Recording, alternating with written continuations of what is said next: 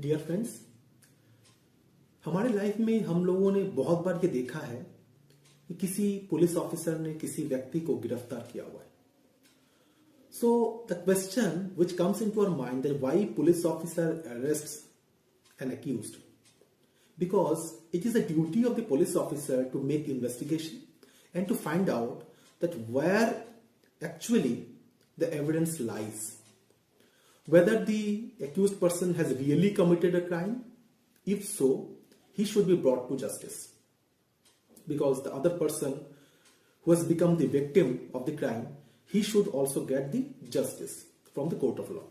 Now, court of law expects that if a police officer who is investigating, he should find out the actual fact. So, when a police officer arrests someone to the custody, he tries to put different kinds of tortures to the accused person so that the accused person can confess. बहुत तरीके से हम लोग pressurise करते हैं किसी accused person को कि आप ये तो मान ही लो कि आपने गलती की है, आपने कोई गुनाह किया है. तो हमारा आज का सेशन इसी में ही है. जबरदस्ती पुलिस ऑफिसर करने के कारण आपने अगर एक्सेप्ट कर लिया, if you confess of any guilt because of the pressure और ड्यूरेस और influence committed by the police officer upon the accused. तो इस सिचुएशन में section 25 of the evidence act 1872 clearly says that if you have confessed of your guilt before a police officer, that confession will not amount to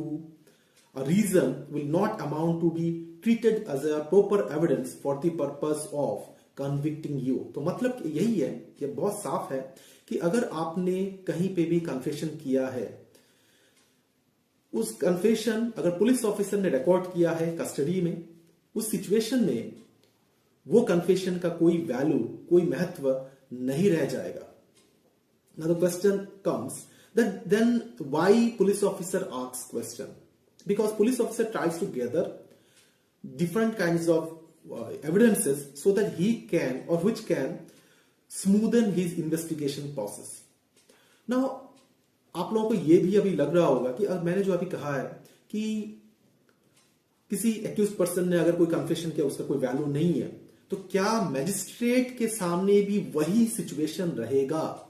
Say for example, if a accused person who has been taken before the court, and before the court, if the accused person voluntarily says, yes, I have committed the crime, वो अगर अपने मन मर्जी से कहता है कि भाई हाँ मैंने ही क्राइम किया है, तो ये जो स्टेटमेंट रहेगा, ये स्टेटमेंट 164 सीआरपीसी के तहत इसको प्रॉपर माना जाएगा, प्रॉपर एविडेंस माना जाएगा, और उस बेसिस से अगर मैजिस्ट्रेट चाहे तो एक्यूज्ड पर्सन को गिल्टी डिक्लेयर कर सकते हैं.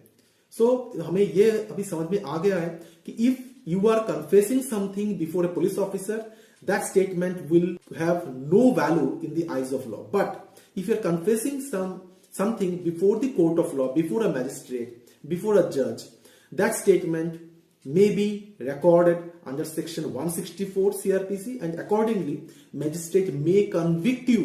आपको सजा सुनाई जा सकती है वही स्टेटमेंट जो आपने दिया है 164 सीआरपीसी में, जो रिकॉर्ड हुआ है मैजिस्ट्रेट के द्वारा, उससे आप कन्विक्टेड हो सकते हो. सो फिर मिलते हैं with a new session of Know Your Law. Thank you so much.